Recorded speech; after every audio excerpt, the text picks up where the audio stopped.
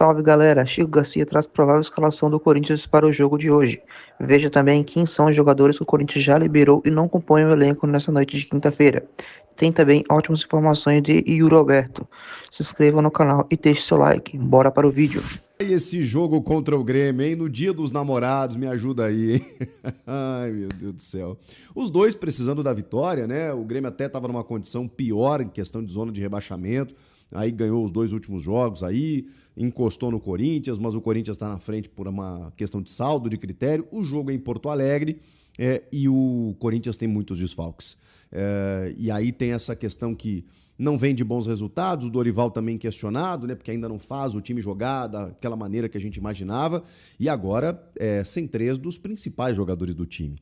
Porque o Memphis Depay, o André Carrilho e o José Martínez, que estiveram presentes com suas seleções na data FIFA, entraram em campo inclusive, eles, por uma questão de logística, de desgaste, eles já foram liberados para as férias, porque todo o elenco entra em férias a partir da sexta-feira, dia 13, ou seja, um dia depois desse jogo contra o Grêmio, e só retornam no dia 28. Esses jogadores tiveram a liberação antecipada, eles nem se apresentaram junto da delegação em Porto Alegre, e aí o Dorival, que nem contava com eles nos treinamentos, né, vai ter que contar ali com moleques da base, vai ter que dar uma composição. Já falei, vou repetir, que rodada fora de hora, nada a ver entre data FIFA e o Mundial de Clubes. E aí os times que vão jogar o Mundial e os times que vão jogar contra os times que estão no Mundial também não vão jogar.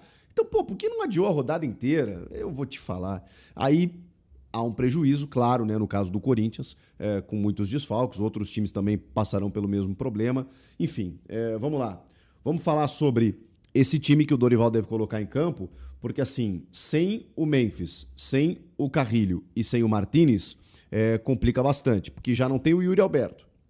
O Ranieri também está fora. O Gustavo Martins estava se recuperando, mas também não está relacionado. Quem mais? Além de outros jogadores convocados, né, que daqui a pouco vão ter uma dificuldade para jogar. Mas vamos lá, vamos escalar o time. O Hugo Souza, né, que estava com a seleção e não jogou, enfim, estava em São Paulo, foi para Porto Alegre. Mateuzinho na direita, o André Ramalho e o Kaká, os zagueiros, né? Eles vêm formando a dupla titular, e o Angileri do lado esquerdo, imagino eu. Pode ser o Bidu, mas acho que vai jogar o Angileri. No meio de campo, aí já começamos a mudar, né? O Maicon, acho que é um titular do Dorival, né? E tá à disposição. Aí começa a gente a tentar entender, né? Será que vai o Charles? Imagino que sim. O Alex Santana, inclusive, foi para o Grêmio. E aí ele não tem Martínez, não tem Carrilho, deve ser o Charles. Não tem outro para jogar por ali. Poderia ser o Rian, mas acho que vai o Charles. E aí ele teria o Coronado, né? Mas aí o Coronado a gente não sabe até que ponto ele conta com o Coronado. Breno Bidon e Rodrigo Garro. Imagino que esse seja o meio de campo, com o Thales Magno e o Héctor Hernandes na frente. É um time bem descaracterizado, né? São muitos reservas, né? O Romero, que jogou alguns minutos contra a seleção brasileira pelo Paraguai, pode ser que comece o jogo e tal, mas acho que ele vai mais pro decorrer da partida. Claro que o Romero tá numa hierarquia na frente, inclusive, mas eu acho que ele vai de Thales e Héctor, podendo ter o Romero como uma dúvida aí. É um time bem diferente, bem enfraquecido, precisando de uma vitória. O Grêmio também tá mordido, tem lá o Mano Menezes, o Mano conhece muito bem o Corinthians, né? Então, assim, tem algumas questões envolvidas nesse jogo. Tem algumas novidades entre os relacionados, né? Que são os meio-campistas, o Bahia, que era um pedido muito antigo da torcida para que ele compusesse elenco, né, entre os profissionais, o Dieguinho também, e o atacante Cauê Furquim. Essa é uma novidade, integrando a delegação ali entre os profissionais, além do Kaique, né, que já está participando há algum tempo, mas não recebe a oportunidade. Eu gostaria muito de ver o Kaique, porque o Corinthians também definiu aí uma prioridade nessa janela de transferências, e é o chamado ponta driblador, é o Kaique. Não sei se ele é necessariamente esse ponta driblador, mas é um jogador de beirada. Só que é muito jovem, é da base, aquela coisa toda. Então, o Corinthians quer um jogador afirmado para que chegue para o time titular. É uma das carências identificadas aí pelo técnico Dorival Júnior. E eu queria ver mais o Kaique, né? Tudo isso para dizer que eu queria ver mais o Kaique, mas claro que tem que contratar. Eu mesmo falei aqui, não só de agora, desde a da época de Emiliano e Ramon Dias, que o Corinthians precisava de um ponta. Não tinha esse ponto. O Thales Magno não é necessariamente esse ponta, não é um velocista, né? É um jogador de 1 contra 1, aquela coisa toda, mas esse jogador rápido de beirada o Corinthians precisa urgentemente.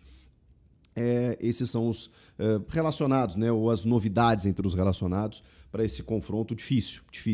Eu sei que vocês sabem que eu sou gremista, mas não sei quem está melhor ou pior. Acho que o Grêmio tem um recorte recente um pouquinho melhor, mas essa pausa aí também não dá para dizer muita coisa. O fato é que o Corinthians está muito prejudicado pelas ausências, pelos desfalques.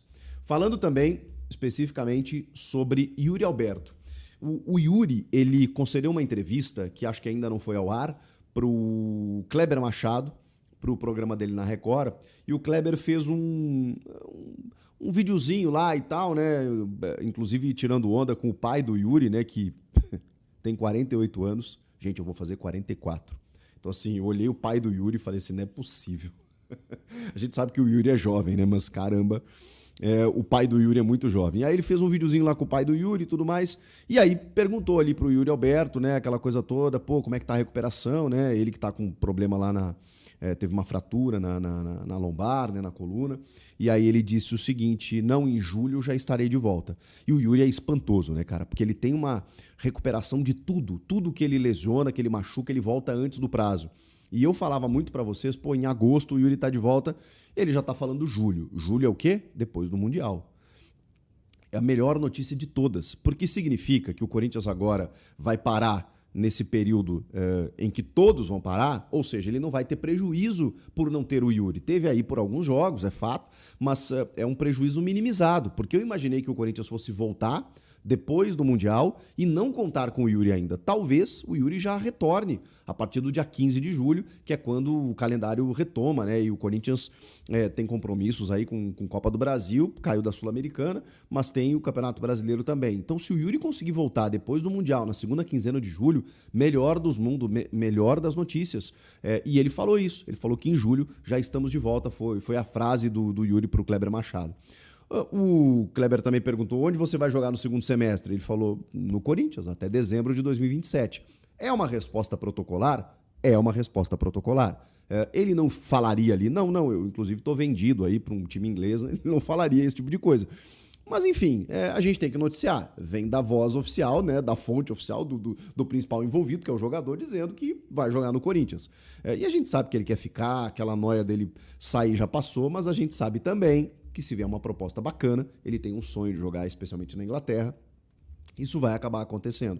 Mas eu também já falei para vocês que para vender o Yuri Alberto não vale a pena para o Corinthians, porque o Corinthians tem só 50%, enquanto que ele detém os direitos federativos, ou seja, ele detém o poder de usar o atleta. Ele não tem só 50%, ele tem o poder de usar o Yuri, que nenhum outro clube tem, até dezembro de 27. Mas é claro que tem a vontade do jogador, do empresário, às vezes o cara força, aquela coisa toda. Isso já foi superado, imagino eu. Mas é evidente que, vendo uma proposta, seduzindo o jogador, o Corinthians vai ter que trabalhar muito bem isso. Porque, cara, só 50% tem que vir 35 milhões de euros para valer a pena. E olhe lá, que aí o Corinthians teria direito a 17, 18 milhões de euros. E eu não sei se vale a pena vender o Yuri Alberto, artilheiro do Brasil, mesmo assim por esse valor. Então, por enquanto ele fica. Mas a melhor notícia é que em julho ele diz que está